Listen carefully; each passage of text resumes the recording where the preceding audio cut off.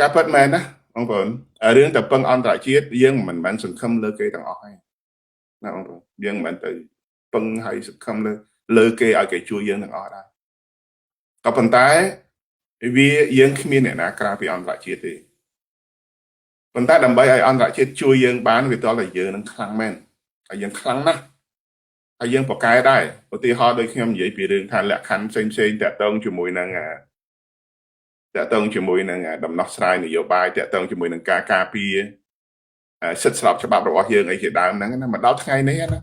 គេចោទប្រកាន់យើងថាយើងមានសន្តិទ្ធភាពជាមួយបរទេសមិនចឹងយើងយើងអត់ដែរយកអាសំណុំរឿងហ្នឹងយើងយកអាបត់ចោតហ្នឹងយើងយកអាស្អីដែលជាការចោតប្រកាន់របស់គេហ្នឹងណាមកធ្វើជាមូលដ្ឋានដើម្បីស្វែងរកអាយុត្តិធម៌ជូនខ្លួនឯងហ្នឹងណាយើងមិនបាននិយាយរឿងហ្នឹងផងណាយើងធ្លាប់និយាយថាគេរំលាយយើងបានតែលើกระดาษហើយបើគេរំលាយយើងបានតែលើกระดาษហេតុអីបានជាអាមិនលើกระดาษហ្នឹងណាអាការពិតហេតុអីបានជាយើងមិនធ្វើហេតុអីបានយើងមិនធ្វើ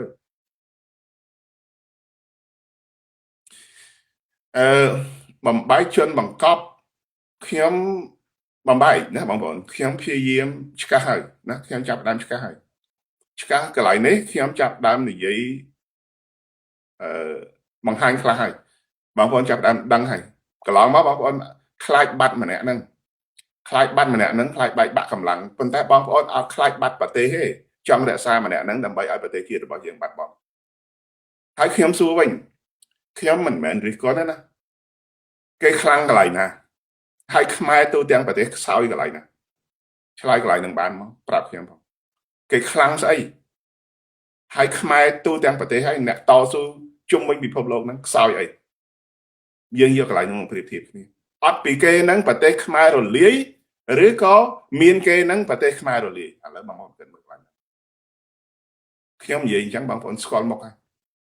ពីព្រោះយុទ្ធសាស្ត្រទាំងអស់ណាគឺត្រូវគេរំលាយត្រូវគេកំទេចដោយសេចក្តីសម្រេចរបស់គេហើយគណៈបកមួយទាំងមូលដែលមានមនុស្សគ្រប់គ្រងភ្លុកទឹកភ្លុកដីទូទាំងពិភពលោកឥឡូវនេះខ្លាយទៅជាជំរាកម៉ត់ផុតផង់ដោយសរសៃអំបោះបងប្អូនគិតមើលតើយើងគិតយ៉ាងម៉េចទៀតខ្ញុំមិនចាំបាច់ទៅចង្អុលឈ្មោះខ្ញុំមិនចាំបាច់ទៅលើកឡើងមកទេប៉ុន្តែអ្នកដែលមានអំណាចក្នុងការធ្វើការសម្រេចចិត្តហ្នឹងលោកសុំកលុំគ្នាឬក៏នេះគឺជាផែនការដើម្បីកំទេចខ្មែរដោយអ្វីដែលគេរៀបចំឲ្យមែនខ្ញុំសួរទាំងអស់ពីព្រោះជាតិនេះគឺជាជាតិរបស់ដូនតាខ្ញុំជាតិនេះគឺជាជាតិរបស់ដូនតាយើងជាតិរបស់យើងទាំងអស់គ្នាបើខ្ញុំផ្ញើវាសនាលើលោកហើយលោកត្រូវឲ្យក្តីសង្ឃឹមនឹងមកលើខ្ញុំឬក៏មកលើយើងផងប៉ុន្តែបើសិនជាយើងនិយាយទាំងអស់នេះហើយលោកធ្វើមិនលឺមិនដឹងណាប្រវត្តិសាស្ត្រមិនបានចារឈ្មោះម៉ៃសេរ៉ាត់ជាអ្នកបំផ្លាញទេប៉ុន្តែប្រវត្តិសាស្ត្រនឹងចារឈ្មោះរបស់មេដឹកនាំគណៈបកប្រឆាំងនៅក្នុងចំនួននោះដែលអសមត្ថភាពរហូតដល់មនុស្សគ្រប់គ្រងពេញពិភពលោកហើយมันអាចទៅរំដោះប្រទេសបានខ្ញុំនិយាយចឹងហើយបងប្អូនអ្នកនៅក្នុងនេះមានអ្នកចង់ក្រងឯកសារគ្រាន់តែបងប្អូនទៅស្រាវជ្រាវឯកសារដែលខ្ញុំសរសេរដែលខ្ញុំនិយាយក្នុងរយៈពេល4-10ឆ្នាំនេះមកណាក៏បានមកកូន chapter តូចសម្រាប់នៅក្នុងអត្ថបទរបស់សភៅបងប្អូនហើយស្ដាប់អ្នកដទៃទៅយើងមកប្រមូលគ្នានិយាយអំពីចំណុចខ្វះខាតហើយនឹងចំណុចខ្សោយនឹងការបែកបាក់សង្គមនៅក្នុង page ខ្ញុំមានច្រើនជាងគេបងប្អូនតាមមើលទៅខ្ញុំនិយាយចឹងរហូតដល់គេថាខ្ញុំអត់ដែររិះគន់ហ៊ុនសែនទេ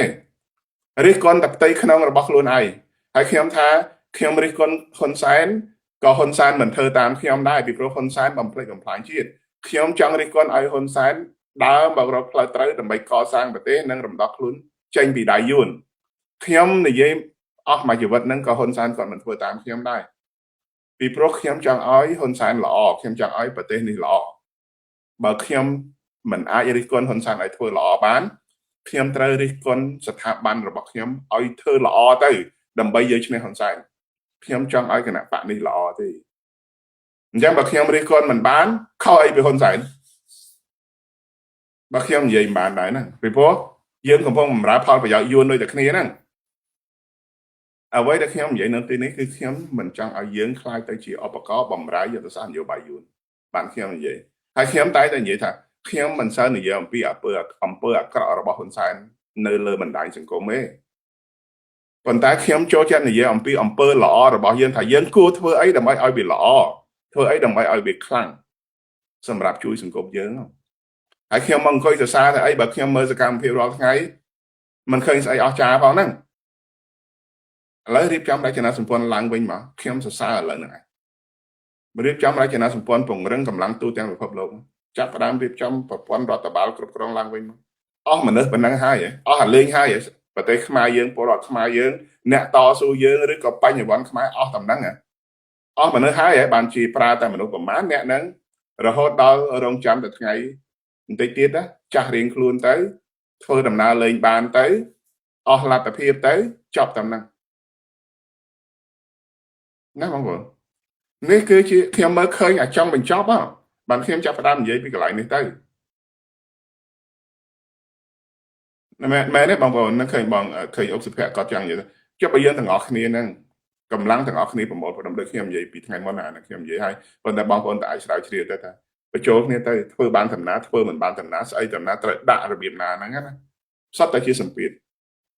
អញ្ចឹងយុទ្ធសាស្ត្រនឹងអ្វីដែលខ្ញុំធ្វើតែនិយាយថ្ងៃនេះណាដើម្បីយកឈ្នះហ៊ុនសែនគឺរួបរวมហើយការរួបរวมហ្នឹងគឺតាមរយៈនៃការពង្រឹងកម្លាំងឡើងវិញនៅតាមតំបន់នានារបស់បងប្អូនទាំងនៅអាមេរិកនៅកាណាដានៅបារាំងអង់គ្លេសនៅកន្លែងណាក៏ដោយរៀបចំប្រព័ន្ធនឹងឡើងវិញរួចហើយមេចំណៃមេបាក់ហ្នឹង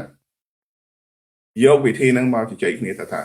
ឥឡូវកម្លាំងនៅក្នុងស្រុកខ្មែរកំពុងតែប្រឈមជាមួយនឹងការគៀបសង្កត់ហើយនឹងគម្រាមកំហែងពីលោកហ៊ុនសែនខ្លាំងណាស់